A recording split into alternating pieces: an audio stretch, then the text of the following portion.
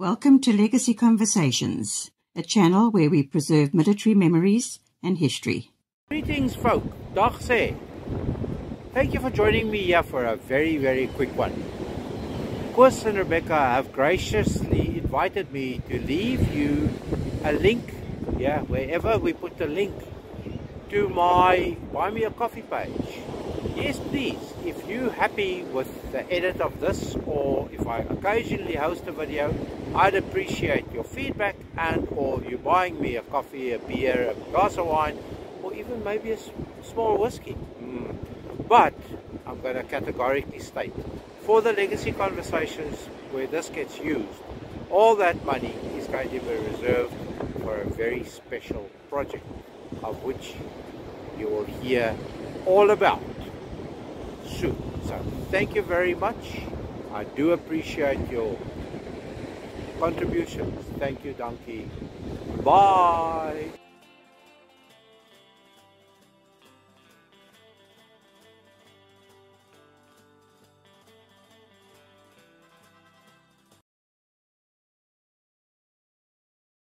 Hello, Internet. I'm excited today because I'm speaking to two people which I've always wanted to speak to. And they're going to tell us about the G5 howitzer and the G6 and probably a few other things as well. And where this come from is I was at the Ditsong Military Museum, the one there in Saxonwold, which you've seen many videos already, I'm sure. If you haven't, please go and have a look. And what happened then was I saw a G6 and a G5 standing there, and I thought to myself, wow, let me take some pictures of these magnificent machines. And then I started looking for people to tell me more about them because it's highly technical. And so I came to these two gentlemen, and I'll introduce them to you now. But first, let's just hear what our sponsor has to say.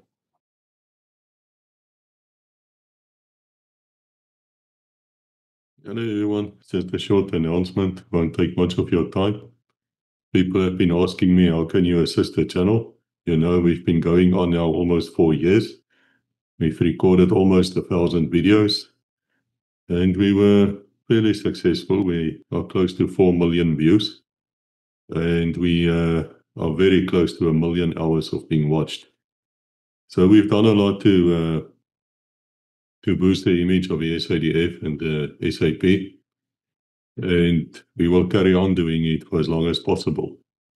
But we do need help. We do need you to support us in any way you can. Spread the word. Make good comments. Give it a thumbs up. And also, if you wish, join the Patreons. That's for $5 a month. Of course, if you want to make it $20 or $50, you're more than welcome. There's about 50 of you who's doing that right now, out of 100,000 a month who come here to look at the videos. And that really assists us because that, in the first place, makes us feel good. And secondly, it pays for our Zoom. And we can also use the money if we go on a field trip or if we need new equipment. That's the one way. The other way is you can support us by buying my books. The books I wrote, or the George M. James books, which are all very good books, and it's books which you would be interested in. If you like legacy, you're going to like those books.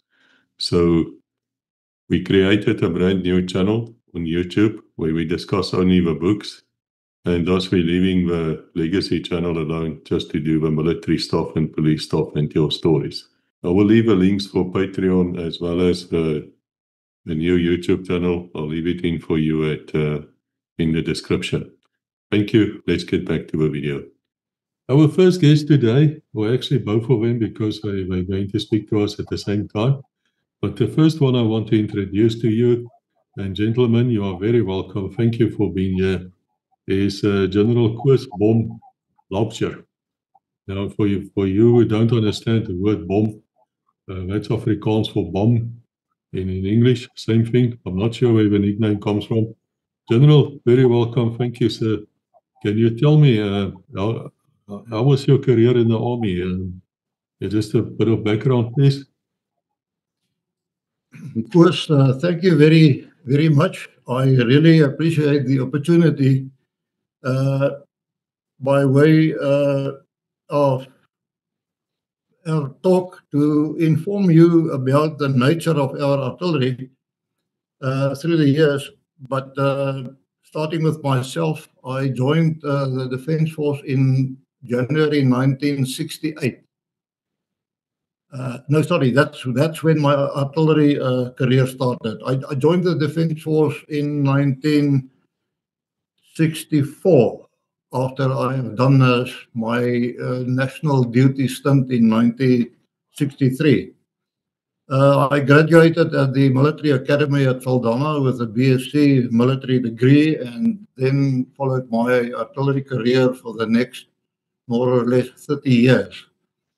I have served in about every post on a leadership post, I must add. Very fortunate. I've served in all leadership posts in the artillery, and eventually also became in our army what is called the general of the artillery. I've had the privilege of quite a number of operational deployments with everything that had been involved in that and all the interesting things that also happened. And the last 5 to 10 years of my life in the military, I served in quite a number of other leadership posts, for which I have also been very thankful. And then I went on pension in 2005. So to conclude, I served in uniform for a total period of 42 years. So yeah, briefly, that's me. And our second guest here would be somebody known as Papa Fox. Here, Franklin, Colonel. I know about the man. I really know about the man, as I know about General Bom as well. And I'm sure a lot of you also know about him. But tell me, first, of course, welcome here, Colonel. I'm very grateful for your time. Can you tell me just a brief background of your military career, please? Thank you, Koos. Thank you for the opportunity. Just to set the record straight, my name is Pierre Franken. Somehow I got the call sign Papa Fox because that is how we have operated at within 32 Battalion.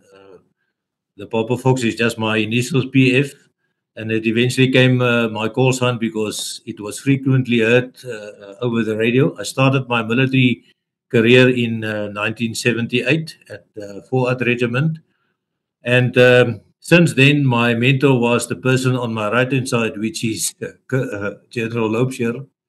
So he has been looking after me and try to make sure that I follow the right artillery rules. I served in the majority of all the artillery units, also went to Army College, also to attend the British Staff Course in 1995. But I think the highlight of my career was the term that I spent at 32 Battalion, where I was honored to meet legends like Jan Breitenbach, Eddie Viljoen, Jock Harris, and Mick Delport. And I will be out of order to neglect my two compatriots that stayed in the Swamp House at 32 Battalion, Hannes Nordman and Louis Skeepers, under the command of Robbie Hartsleaf. So I'm primarily a sharp end orientated, but my toys are the Fis Arendt, Unimog 24 tube, multiple rocket launcher. Thank you, Koos. For a start, I would like to inform you about the nature of the South African artillery's main equipment into what we have inherited from the British after the end of the Second World War, namely the venerable towed 25-pounder field gun with a maximum range of only 9,000 meters, and the equally venerable towed 140 millimeter medium gun. We refer to it as the G2, and the 25 tonner that I've mentioned as a G1. In any case, the G2 had a maximum range of only 14,000 meters. Gradually, however, these guns became obsolete due to fair wear and tear, metal fatigue, and so on, as well as in modern warfare in our part of the world, and also as a result of our doctrinal emphasis on mobile warfare and the need for heavy firepower, also evolved into the need for being able to shoot further and thus not to be outgunned into range by possible adversaries with more modern equipment. In our part of the world, gradually made available to them in the form of the towed Russian M46 130 millimeter gun with a maximum range of 27,000 meters. And the 40 tube BM21 multiple rocket launcher with a maximum range of 22,000 meters and with a caliber of 122 millimeters. So you can see why in the beginning of our involvement in the Angolan War, due to these two pieces of foreign equipment, we were really, in terms of range, outgunned, but never in terms of quality of fire, I must add. Now, some of our old 25-pounder guns, however, remain in our arsenal currently for use only as ceremonial guns. For example, firing of salute at the opening of Parliament and so forth. Then, in October 1975 until early in 1976, we became involved in Angola in the war between the Western-oriented UNITA forces and the Soviet-orientated MPLA and FNLA armies, supported also by Cuba. To find that in terms of range, we were outgunned, as I've already mentioned, but we nevertheless prevailed due to good leadership, innovativeness, tough-mindedness, and the resolve to be victorious. We inter alia captured one of these Russian multiple rocket launchers, the BM21, which was later studied by inter alia members of our armaments corporation in our vision to produce our own MRL, which eventually led to the successful production of what we envisaged to produce. In our case, the multiple rocket launcher initially with a caliber of 127 millimeter, mounted on a 2-ton chassis, which eventually became clear we needed something heavier. In any case, our equipment had a range in excess of the Russian MRL range, in our case, 22,000 meters.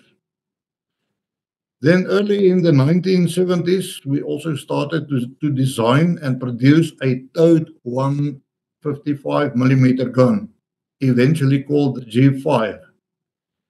Now the G5 has got a maximum range of 30,000 meters, which excels that of the Russian M46 that I've mentioned. But this 30,000 meters is with standard ammunition. And then we also have what I shall refer to as special extended range ammunition, which increased our G5 and our G6 maximum range to 40,000 meters. So in terms of outgunning each one another, we are currently definitely ahead with respect to the equipment, Russian equipment that I've mentioned. Then you will find it very interesting, not very long ago, with a new special 155 millimeter round called a VLAP, V for increased velocity and enhancement. This product is still under consideration and development. But on that specific day, a range of 76,000 meters, 76 kilometers was obtained. So much so that a couple of overseas visitors, I think it was Americans, who happened to be on the proof range, they could not believe that we have succeeded in firing at a range of 76 kilometers. In fact, they started asking whether we perhaps had a second gun along the route to give that last extra push. Obviously, they took a chance, but we were very honest with them that the 76,000 meters had been achieved by only one gun, the gun they saw with their own eyes there on the proof range. So it just gives you an indication of what is possible nowadays. Well, the Americans, in conjunction, Boeing of all companies, in conjunction with a certain Swedish firm, they are talking about 150 kilometers out of a 155 millimeter barrel. But that, of course, is with very, very, very special ammunition, which costs an arm and a leg.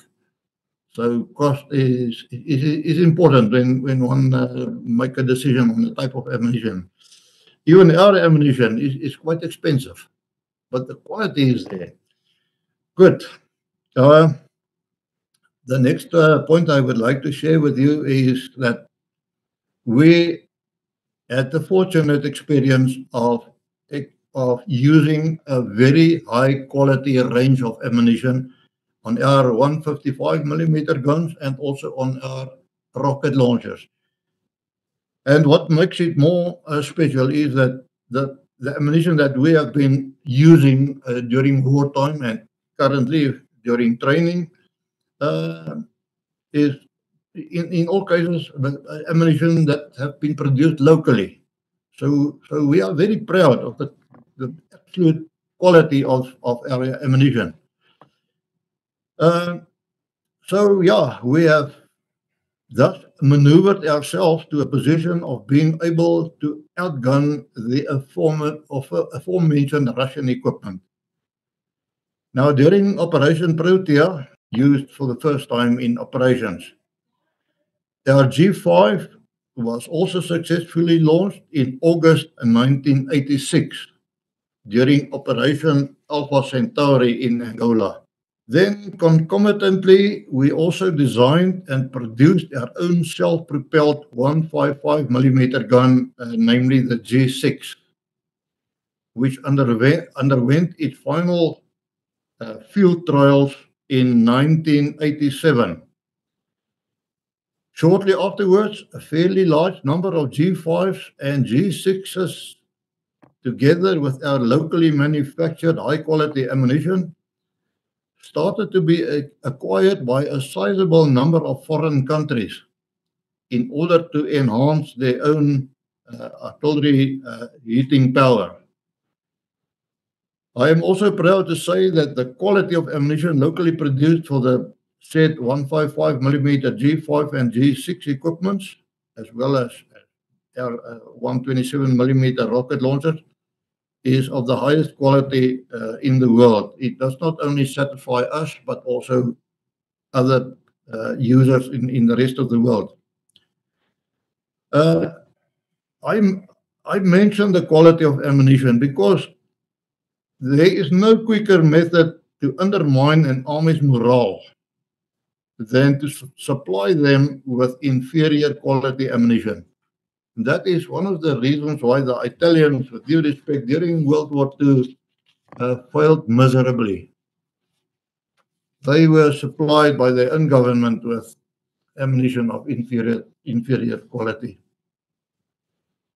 I'm also equally proud to state that in the later phases of our involvement in the Angolan War, our new equipment and the quality of our own ammunition, as well as technical support by our armaments industry and its subsidiaries, we enabled us to create absolute havoc amongst our adversaries.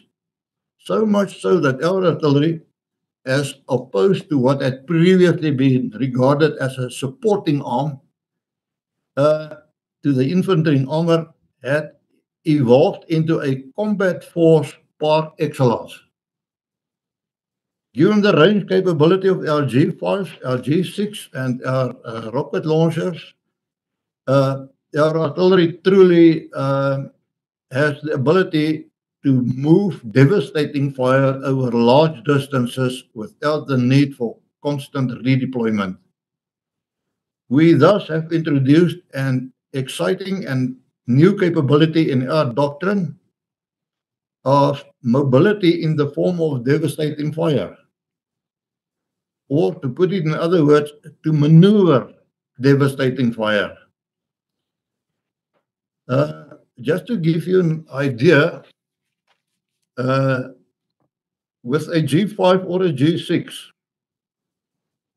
firing with its maximum firing, what would you call it, arc of fire of 85 degrees,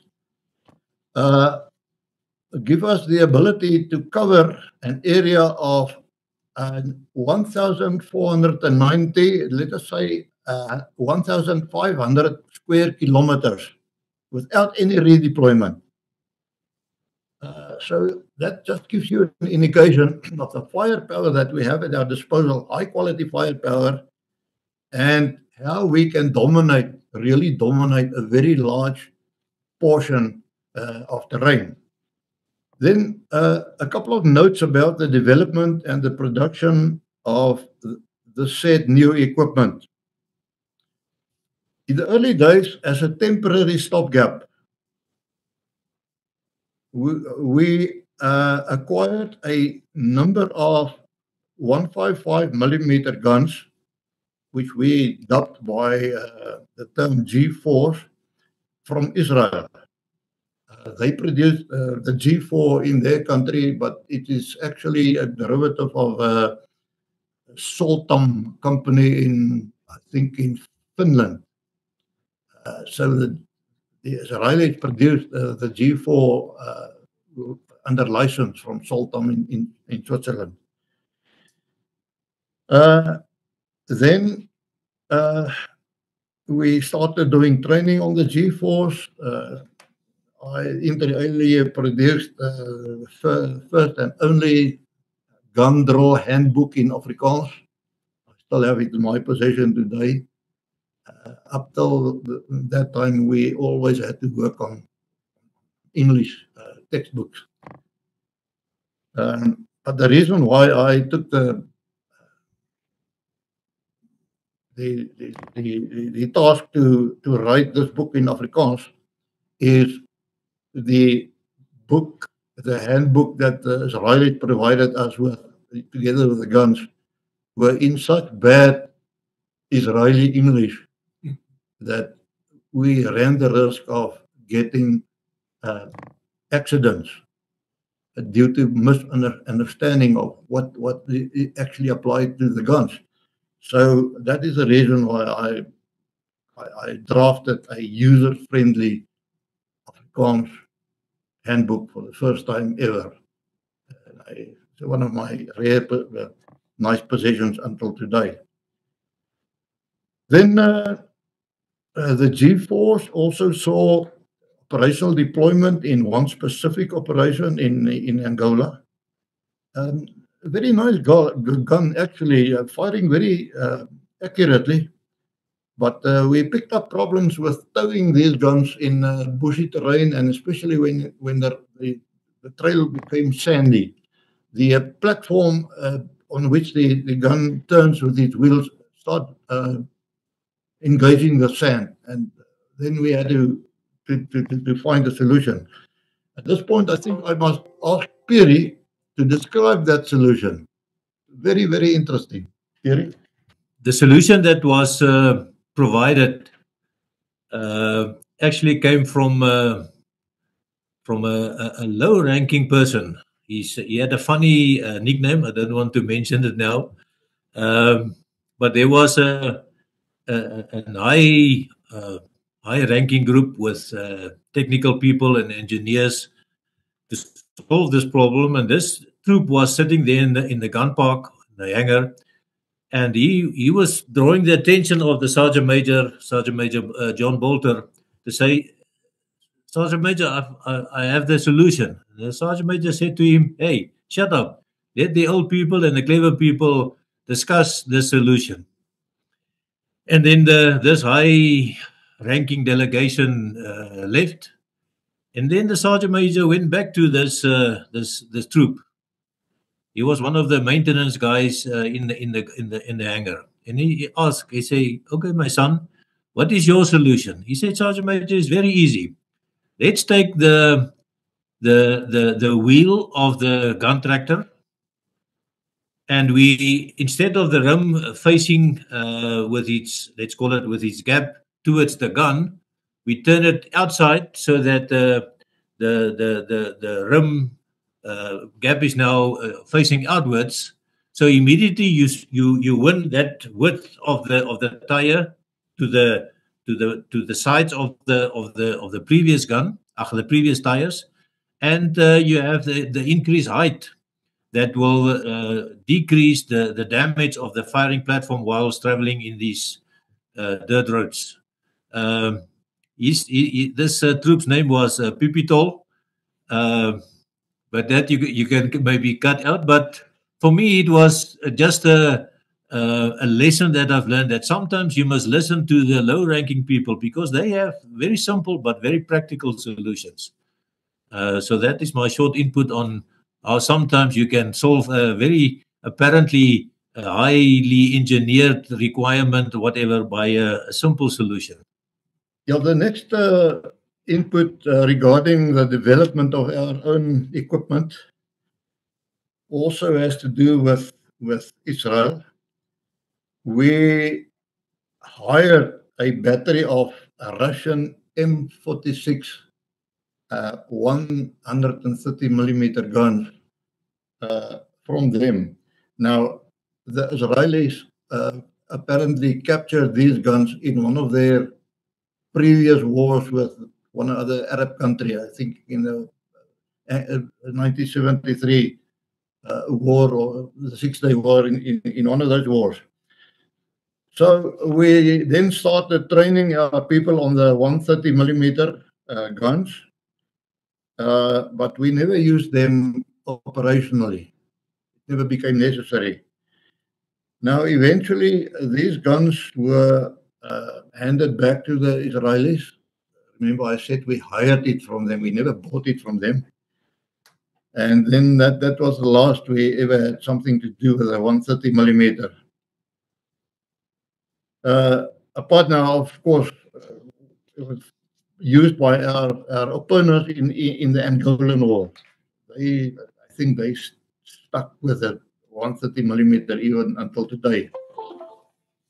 Then we also acquired a limited number, I think 4, 5, perhaps 6 American 155 millimeter long tom guns, which were primarily used in the testing of our locally produced 155 millimeter ammunition.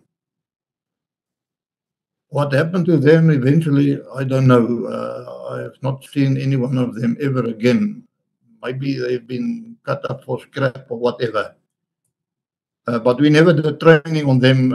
They were actually used by Arms Corps in the development of ammunition. Then I would quickly like to share with you one of the most enjoyable and record-breaking experiences that one could hope for. We have had that in Angola on the night of the 9th of August 1986 in an operation called Operation Alpha Centauri. I was the artillery commander. Perry was one of my battery commanders, the commander of the rocket launcher battery. And then another guy, Swanee, unfortunately, he passed away due to cancer not very long ago. He was the battery commander of a 155mm G5 battery. So our, to sum up, our artillery effort on that night consisted of only these two batteries, the 155 battery and the MRL battery. The enemy that we faced was deployed in no less than 88 individual deployments.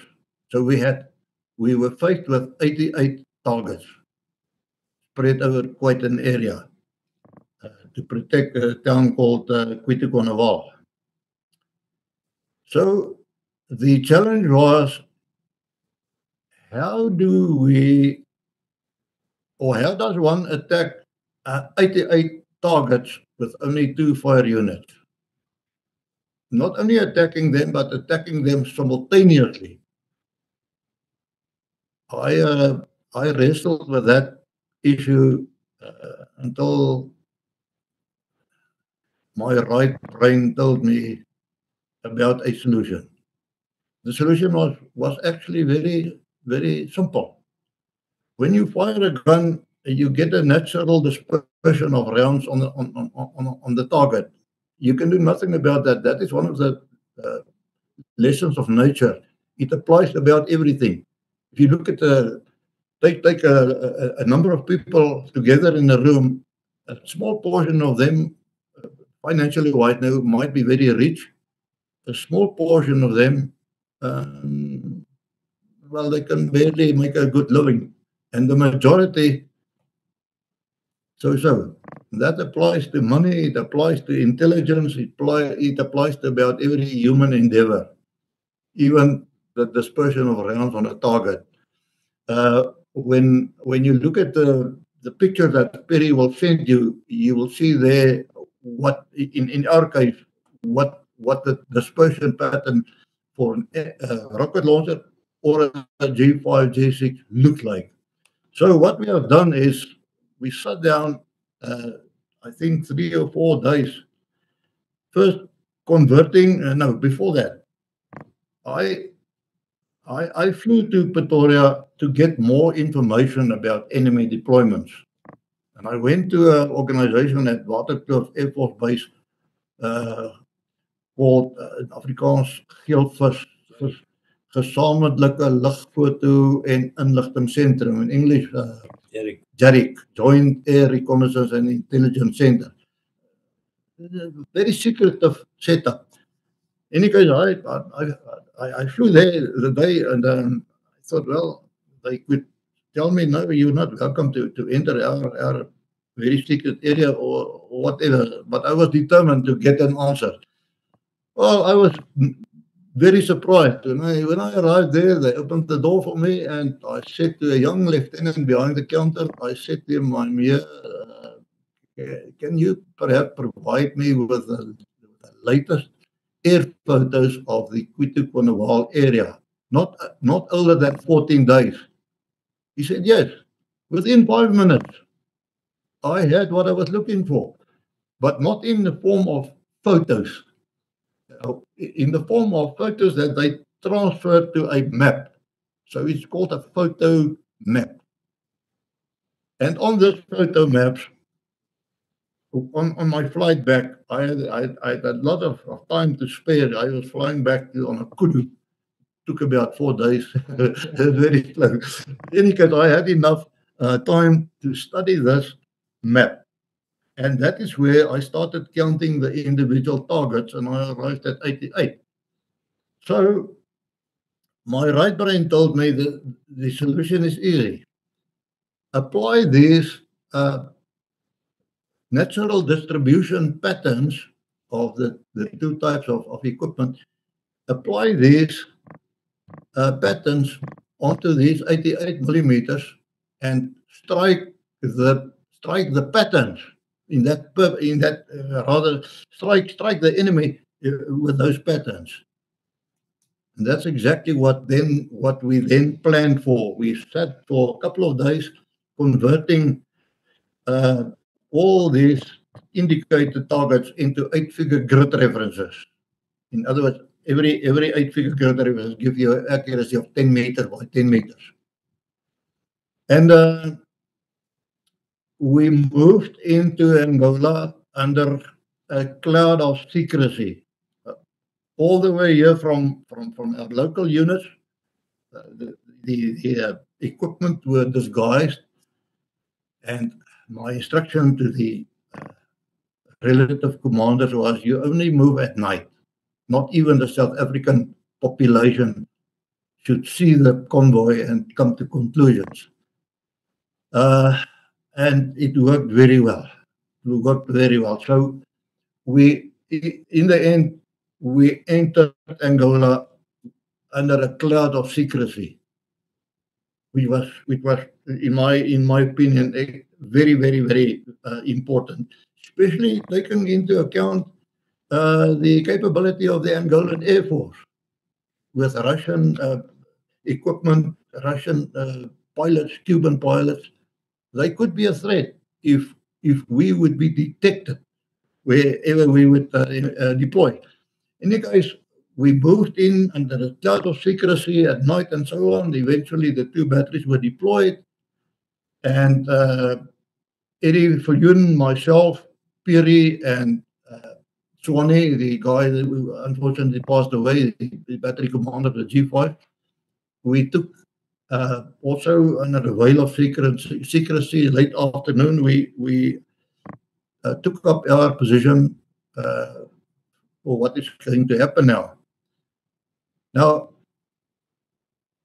I have had a talk with Jonas Savimbi short time ago, and I asked him the question, because they knew the enemy. I asked him the question, at what time of the day will the enemy be most active? And he said to me, more or less at sundown, then they come out of their foxholes and their bunkers and so on, and then they gather in long queues for supper. And I said to these guys, well, that means our H hour will be 6 o'clock Angolan time, Alpha time. Okay. When 6 o'clock arrived, and Duff de Villiers, he was in charge of the blunt end, the 2 batteries there, and everything around the blunt, the 2 batteries. Duff reported ready. Of course, we maintained strict radio silence, talked in terms of code words and so on. He reported ready, and I sent him the code word to open fire. Now, Piri was also there. I have seen in my life a lot of fire, engagements. I call it engagements. Planned them, saw them, enjoyed them. But what happened there was absolutely mind-boggling. I have never seen such accurate fire as what happened after we opened fire, and exactly on those superimposed distribution areas. It was really something to see. I will never forget it. It was so accurate. So immediately, yeah, we did some, what is beerluistering? Listening in on the enemy's radio nets. We had a chap from the Air Force there with us. I forgot to remember him. He did the sound, beerluistering, man, what is it toch? But of course, but you will understand. You listen in on the enemy's radio nets. Immediately, the sound, the reaction came in terms of the situation is very bad. Many killed, many wounded. Right. And then it became night, and we just sat there and watched whatever. Yes, of course, there were also a lot of fires breaking out, including the fuel storage dump at the airfield. Kutikonawal also had the airfield used by the Angolan Air Force. Immediately, there was a huge fire on, everything burned down, but all over these 88 targets, you could see fires all over around. So chaotic. And then the night grew on, and we just sat there and talked to one another. And then I started asking myself a question which I have thought about quite a lot in our preparations, but for one other reason, I never discussed it with Piri and Swanee and Aldaf. And that is, if the enemy is here to move further eastward in order to attack Savimbi's main base at Jomba, obviously the attacking force is not part of what we saw in Kutikonawal. Kutikonawal was a sort of a holding force. That's why most of the soldiers there, they were in foxholes and that type of stuff. So the night grew older, and I sat there against my buffalo, just contemplating what is happening or what has happened. And I asked myself the question again, where is the rest of the enemy, the more mobile force that should be supposed to be in this area? Where could they be? And I took my 1 in 100,000 map in Portuguese. Now, 1 in 100,000 maps, in those days we used a tool called the China graph. You remember China graph? You could write on a whiteboard and so on. Now, that China graph had at the top about 4 millimeters wide. So I looked at this map of mine about 2 o'clock in the morning, there in the dark, and I made a mark with the China graph on the map, quite a distance from these cluster of 88 targets. And I called Swanee, the battery commander of the 155, and I said to him, Swanee, fire for me only 1 round on this China graph spot. He disappeared to do his technical calculations and so on. And then he reported ready to me, and I said to him, fire. Now, due to the distance, the normal standard ammunition could not cope. So what was fired was a normal HE shell with a sort of a booster in the back. You uncouple the normal boat tail, and then you screw in this booster. It's not a rocket. It just neutralizes the eddying of air, and that would give you about a 10% increase in range. So here came that round, and for the first time, I and everybody with me, I believe, saw what this ammunition looked like due to that booster. So it was brightly burning, anti-traveled, and then the booster, the flame died down, of course, burned out. But the projectile, of course, keep on traveling. And then, what happened then?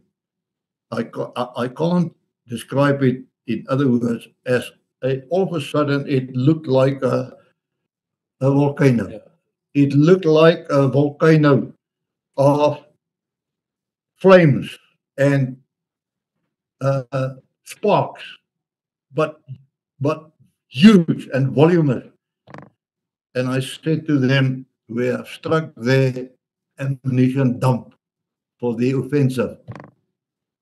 I also said to them, yeah, my first reaction when I saw that was Luxem.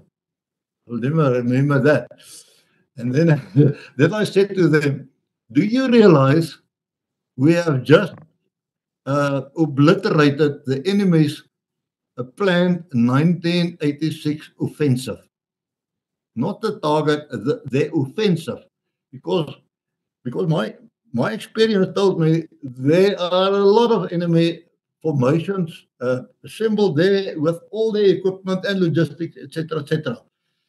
Perry can come in here, the estimated size of the enemy over there. The target array was quite huge in terms of the formations that we have confirmed via the 3-2 Battalion intelligence officer, a very, very professional person by the name of Herman Mulder. You should have heard of him. But we determined at the end that there were no less than 12 brigades operating during that 86 offensive, of which 8 of them were around Cuito Carnaval. Some of them were deployed inside the town. Some of them at this General Lobsher's China Graph target, and then the rest of the brigades were operating between Cuito and Manong, protecting the heavy supply chain. So then I looked at what was the approximate size of the FAPLA contingent around about 85, 86. And it was listed that their combat capability was around 20,000 soldiers. Obviously with other people, but in the other people we would then regard as in the non-fighting component. So obviously there were more, but the sharp-end component was in the vicinity of 20,000, plus 5,500 at that stage Cubans that were already in theatre. Now, if you look at the basic composition of a FAPLA brigade, about 1,500 to 1,900 people with all the various musterings and corps within it, meaning the armor, the infantry, the artillery, the signals, the engineers, and so forth. That 12 brigades lead up to about 18,000 combatants. So if you look at their strength and what was committed to the 86 offensive, you actually have destroyed the FAPLA contingent at that stage to such an extent that they only could restart their offensive against UNITA 13 months later, which then lead to the start of Operation Modular Hooper and Packer. When I saw what was happening, and after I said Bliksem, and to them we have just annihilated their whole effort for the year, I said to Swanee, 10 rounds fire for effect. In other words, within minutes, 80, a total of 80, because the battery is 8 guns. A total of 80 shells were on their way, just as a parting shot. And for the rest of that night, you could hear explosions, you could see rockets spiraling into the air, you know, out of their boxes, which has been burned down or damaged. And you can imagine the absolute chaos, because what we have also achieved was to strafe them, you know, again with our dispersion zones. So they were obliterated. And then we just sat there in the dark and enjoyed the scene. And that area and what was in that area burned for 4 nights and 4 days. At night, you could see the glares of the fires all over the place, explosions and so on. During the day, not so visible, but a huge cloud of smoke. Okay, then the watch ticked on, and all of a sudden I was called to the radio, and I was quite astonished to hear the voice of General Geldnys, at that point in time Chief of the Defence Force.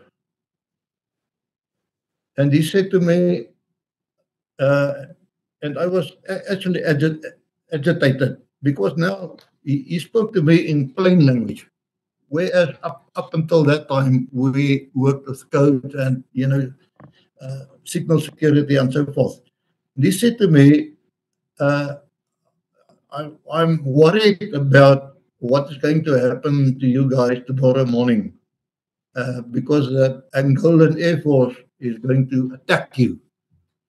Now, I don't want to go into detail, but I've done my homework on the possibility of air attack as well. And I could have given the general at least 12 reasons why I've come to the conclusion that they won't even find us, let alone attack us. In any case, he said to me, I want you to redeploy right now. Now, that put me in a very tight spot. I mean, it's now Colonel versus the Chief of the Defence Force.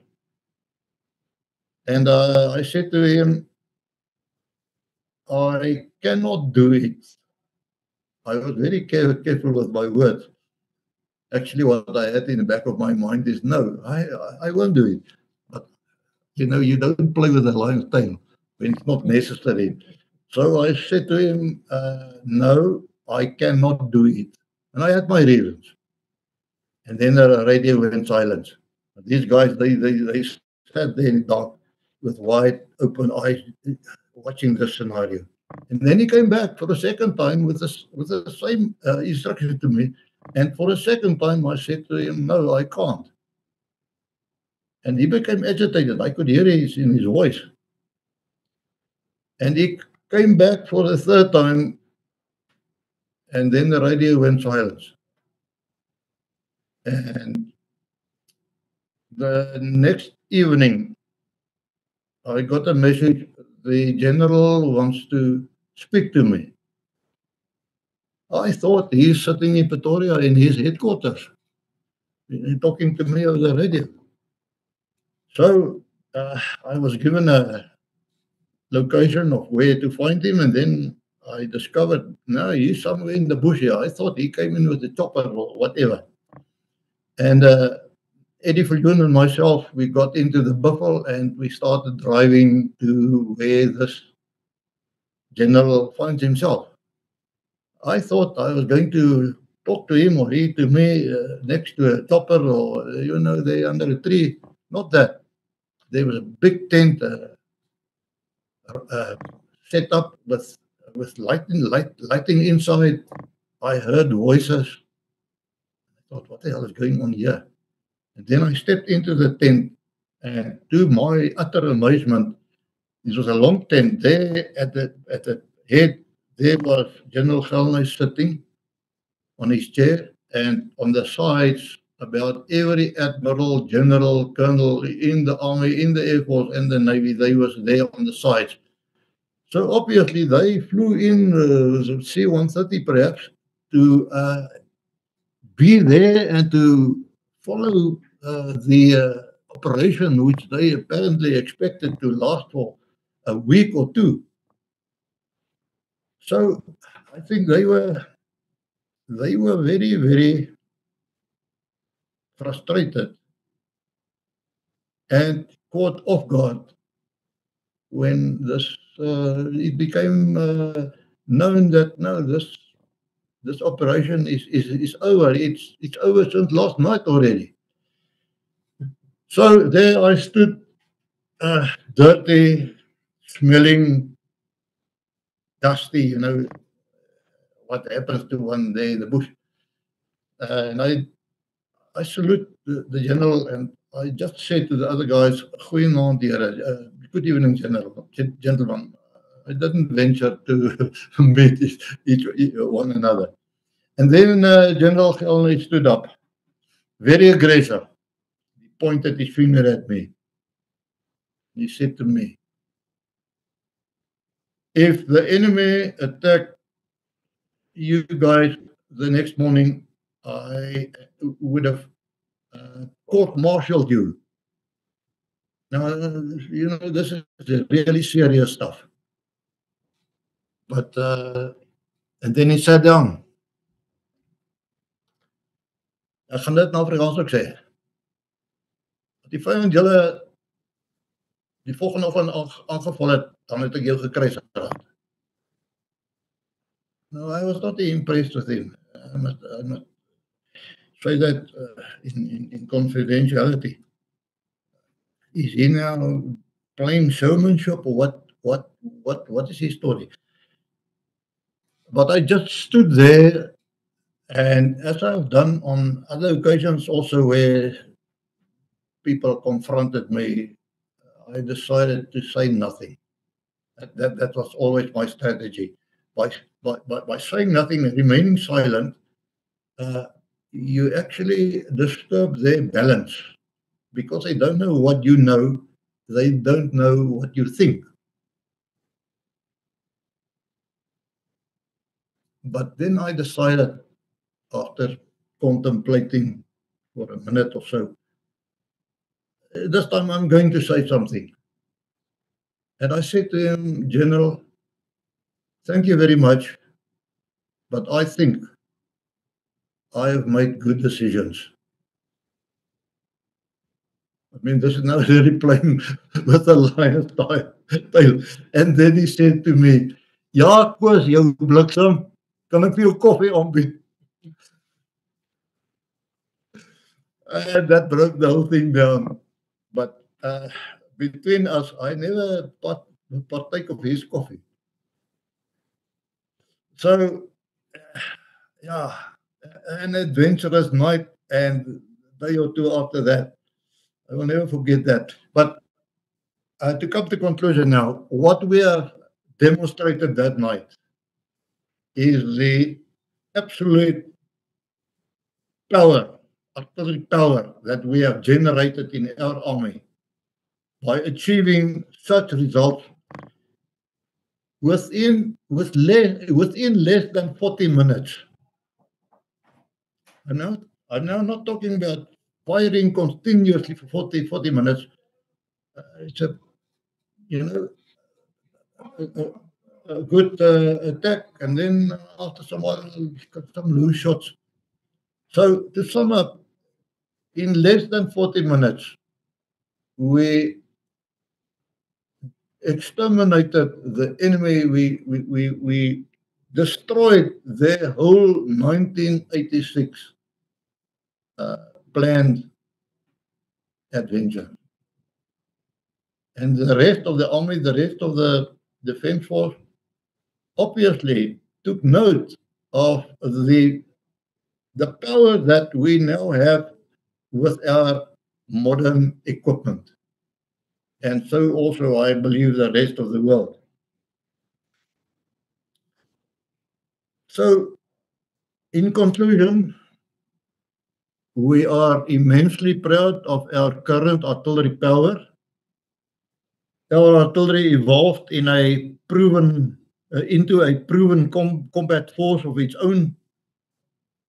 Our training, the quality of leadership, our discipline, our care and maintenance of equipment were and are still of the highest order. And we have good reason to be very proud of ourselves and our artillery corps. We are also immensely proud of the quality of our equipment, the fact that with the exception of the self-propelled G6, our equipment was operationally put to their test. We are proud of the quality of the technical support by our local armaments industry and the superior quality of our locally produced artillery ammunition. The quickest way to break down the morale of an army is to issue him with inferior quality of ammunition. Then just as a last note, I have to mention that in the 1980s, we also acquired the very capable M5 120mm parachute deployable mortar from Israel. I think that mortar was a good piece of equipment, and we are still using it today. Although I can't remember that it was actually ever airdropped. Well, maybe in small quantities, but not in mass. So yeah, thank you. This is my contribution. Thank you very much. I just want to add something to what the General has said. I think the critical thing, and the General has alluded to that, but it is the integrity of the artillery as a system that remains crucial. And in order to achieve that, you need good intelligence, and I think we had a very good intelligence system that was supplemented by the, I would say, the bold decision by the Director of Artillery, which was Colonel Koos Loubser, to make use of the technique of infiltration observers, exploiting the utility of the arc of fire of your artillery system. And those infiltration observers then deployed with 3-2 Battalion, Recce Wings, Special Forces, and sometimes even UNITAS. So I think that played a critical role, and I think I want to mention the role that the national servicemen played, because yes, there were many permanent force members, but as an example, in both the G5 battery and the MRL battery, I think the battery commander, maybe the 2IC, and maybe the battery sergeant major were permanent force members. The rest of the crew of that battery, of say 160 plus minus, were national servicemen, and they were well trained by rigorous training, but also focusing on night operations, and that at the end seemed to provide an additional edge, because we were in a position mentally, physically, to operate for 72 hours without stop, and the normal human being's body seems to collapse after 48 hours. And especially if you have the culture of when the sun goes down, you also goes down, as was the case in Valbla. But we continue with night operations without end. Those were the key issues, plus our radio communications and our fire discipline. You don't have to talk a lot. If you say repeat, it means something specific. I just need to add that and supplement what the General has said. General, I have a few questions, if you don't mind, you and the Colonel. I believe that General Viljoen was also a member of artillery corps. Is that correct? Yes. Yes. And a role model to whoever had any dealings with him. In my case, one of my role models, yes. I've heard somewhere that they talk about the infantry, or is it the artillery, being the queen of a battlefield. I'm not sure which one of the two, but I can imagine that it was Field Marshal Montgomery who said that a good artillery commander is worth his weight in gold, that you cannot actually go to war without one. Would you agree with that statement from a Field Marshal? Yeah, the infantry could see themselves as the queen of the battlefield, but we see ourselves as the king of the battlefield.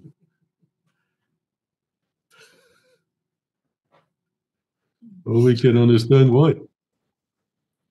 Okay, can I ask you, what's the difference between a howitzer and a cannon and a gun?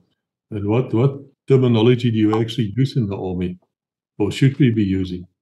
Yeah, a cannon is actually an outdated word, but it is still in use in the American military. They still refer to a gun as a cannon. Now, a howitzer is also a type of gun designed to fire at high angles. For example, if you would make war, let us say, in the European Alps or any other rocky terrain or mountainous terrain, then you need equipment that can fire in the upper angle.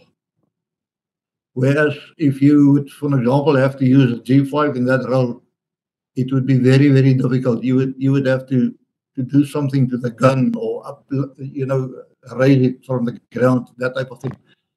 So yeah, that is my understanding of a howitzer. The gun howitzer is the combination.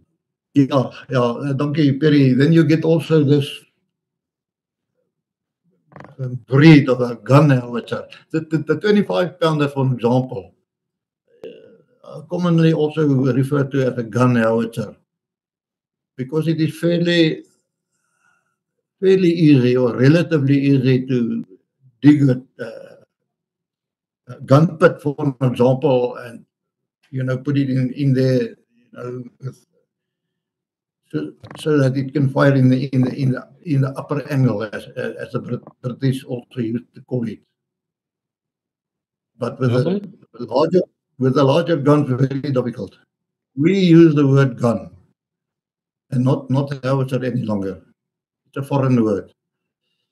We have actually, in all the years that I have served in artillery, we've actually done very little to no training to fire in the upper angle. I've seen these 25-pounders shoot, and then they would sort of bounce, like where tires would be this far above the ground, and then they slam back again. What happened? Is that normal, or did they overload it with charges, or how does that work? On certain guns, for example, the 140mm, the G2, that was common. You could expect that, but it also only happened on the higher charges. So it has to do with the movement of the gun, the barrel, when firing. There's a shift in equilibrium. The G5. I can't remember ever having seen a G5 doing that. Do you need infantry to protect you while you deploy? It depends on circumstances. I can imagine if you are aware of enemy that might infiltrate into the area in small groups, then one could consider that. But I can't really remember in my tactical experience that we ever had to do that. I don't know whether you want to come in here. For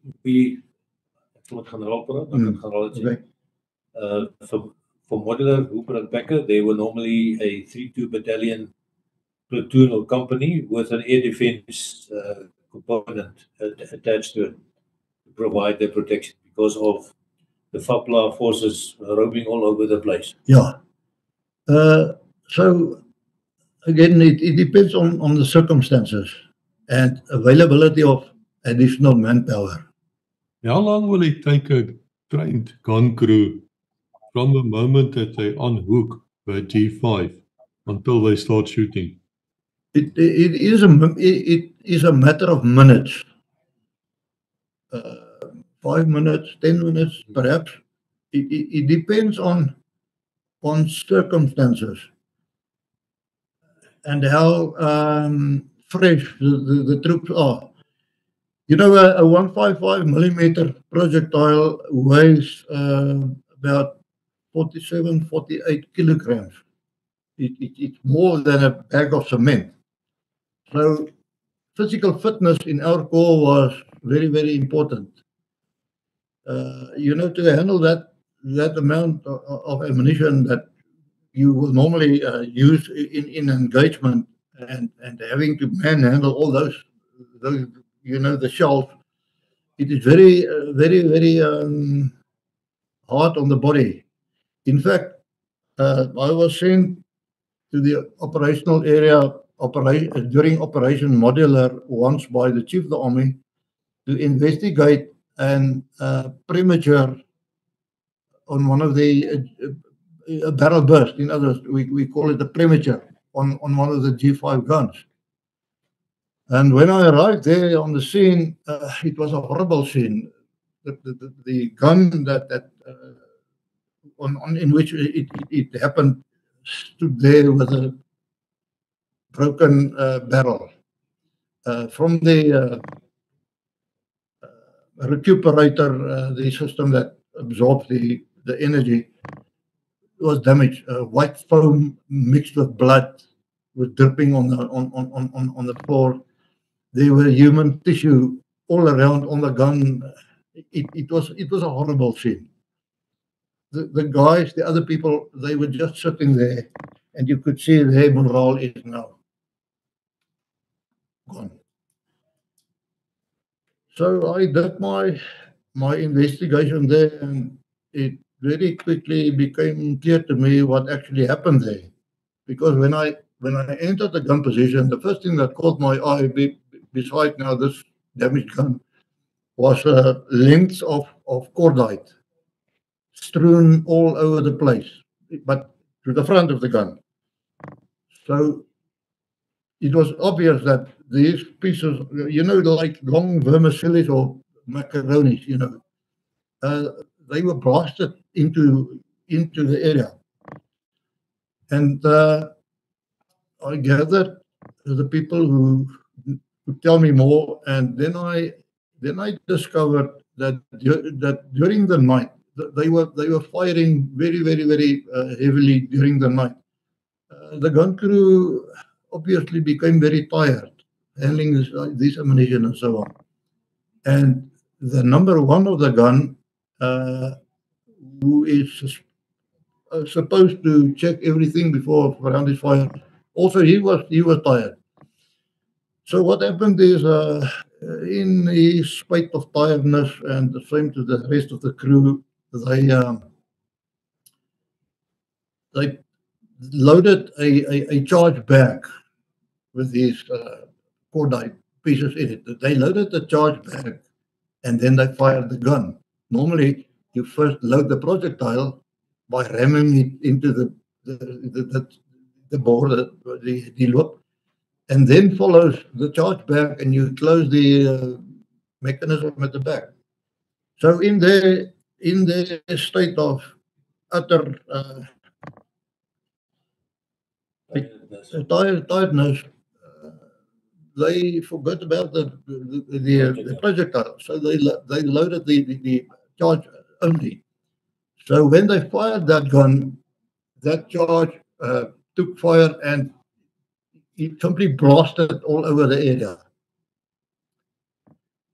But what they did not check was whether after that incident, whether the barrel was still clean.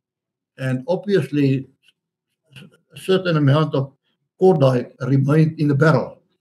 So then the next round, or for the next shot, they rammed in the projectile as normal, followed by a back charge at the back, and then they fired.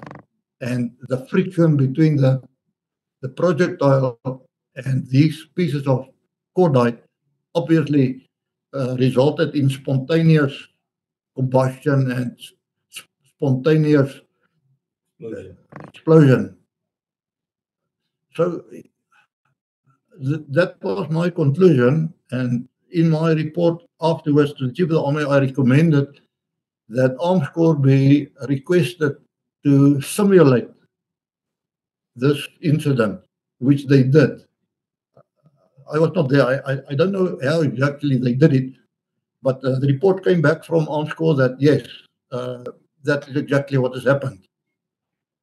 And then, just for the interest, if such a thing, such an event happens on a gun position, it affects morale.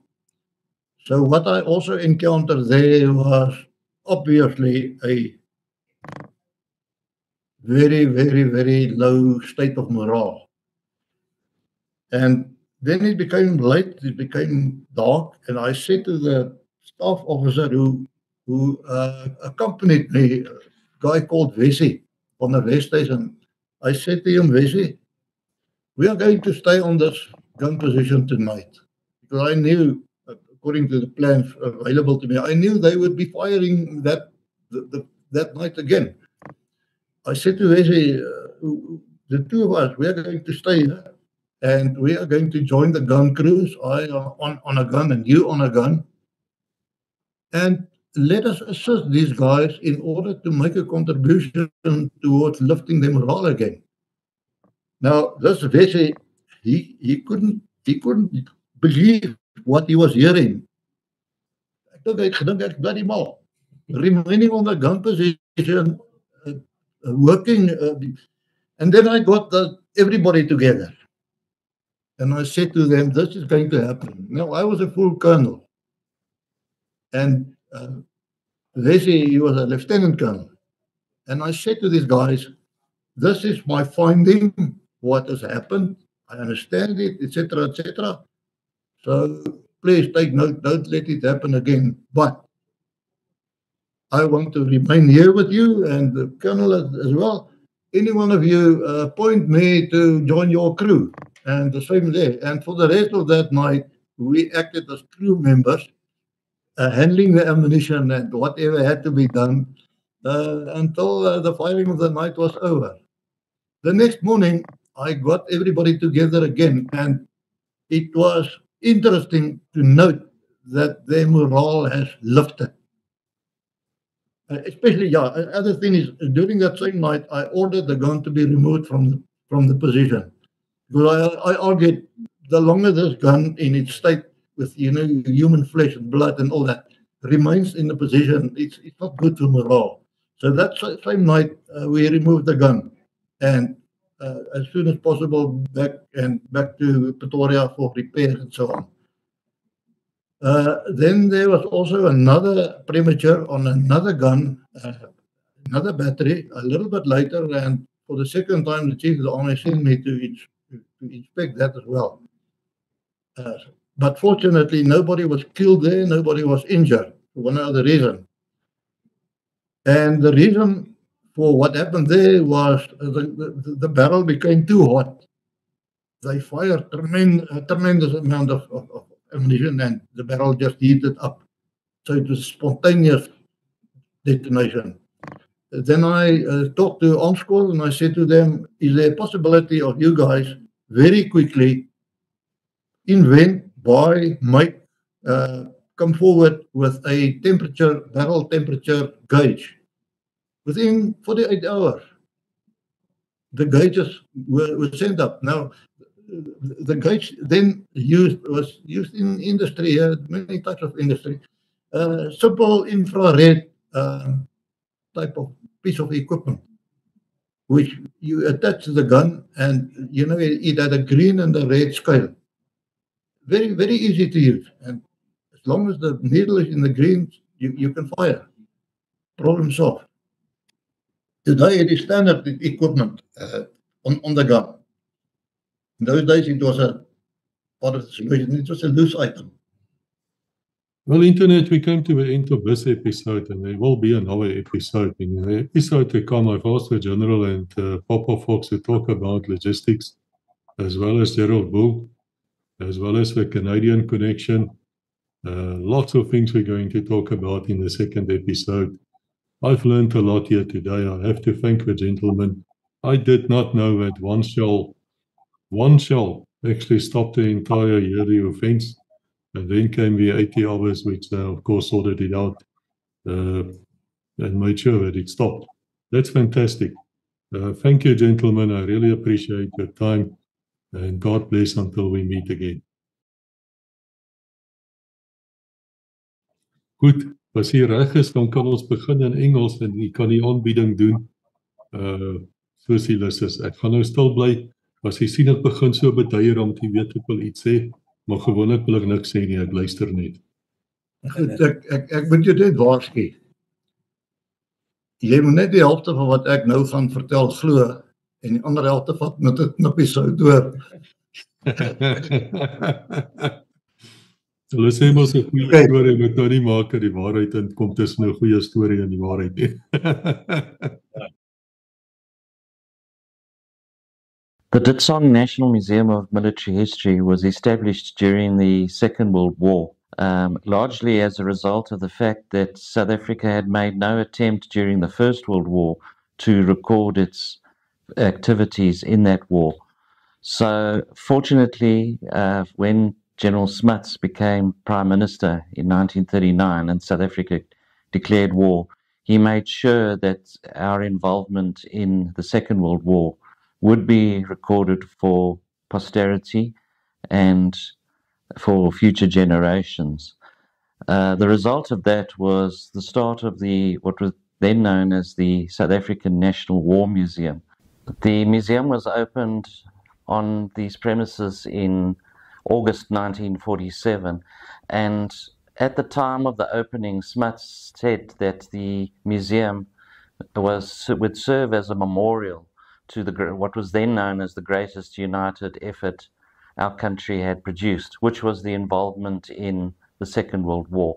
He also said that the museum would serve as a warning for future generations that the weapons that they see here must never be used again. Unfortunately, as we all know, that warning has not been heeded. In the early 1970s, the museum became known as the South African National Museum of Military History, and the scope was shifted to the preservation and recording of the entire history of South Africa. So not just the First and Second World Wars, but all wars, all conflicts where South Africans had been involved.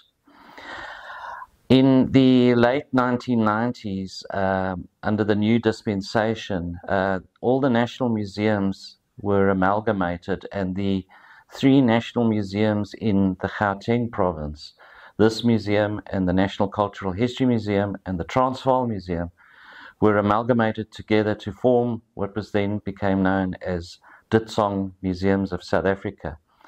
And this museum has from then been known as the Ditsong National Museum of Military History, and that is our official name today.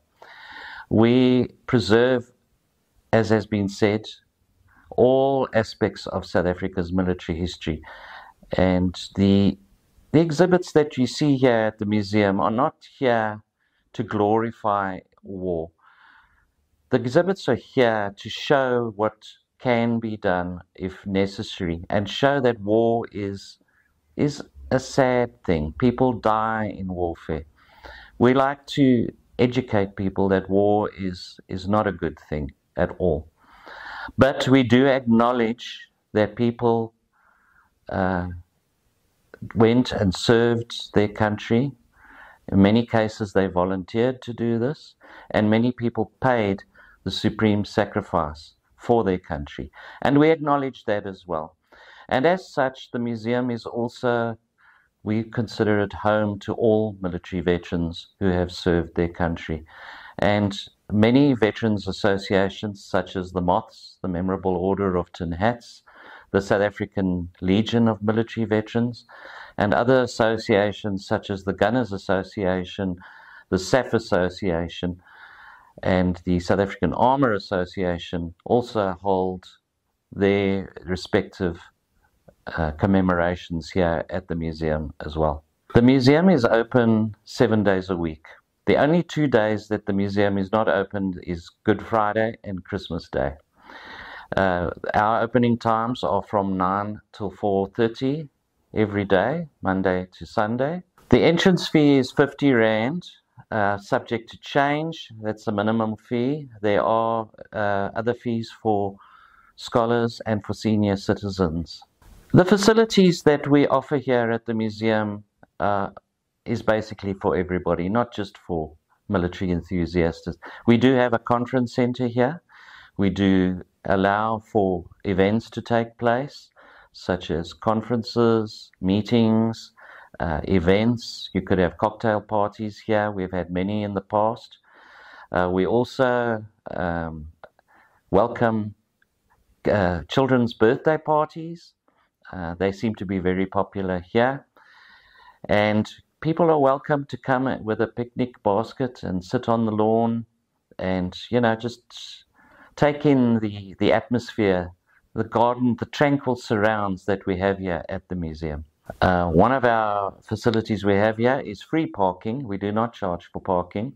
The parking is secure as well. We do have full-time security plus security cameras. The museum falls under Ditsong Museums of South Africa has been spoken about. The Ditsong then falls under the Department of Sports, Arts and Culture. Being a government department, funding is not entirely adequate. We do need further donations and support. We do have a building and development trust run by veterans and people who support the museum, and they raise funds to assist various programs that the museum has. We are always looking for volunteers in this regard.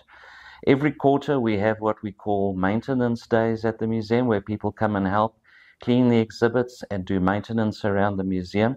That seems to be very popular with the crowd. We also require support with certain technological aspects, such as maintenance of exhibits.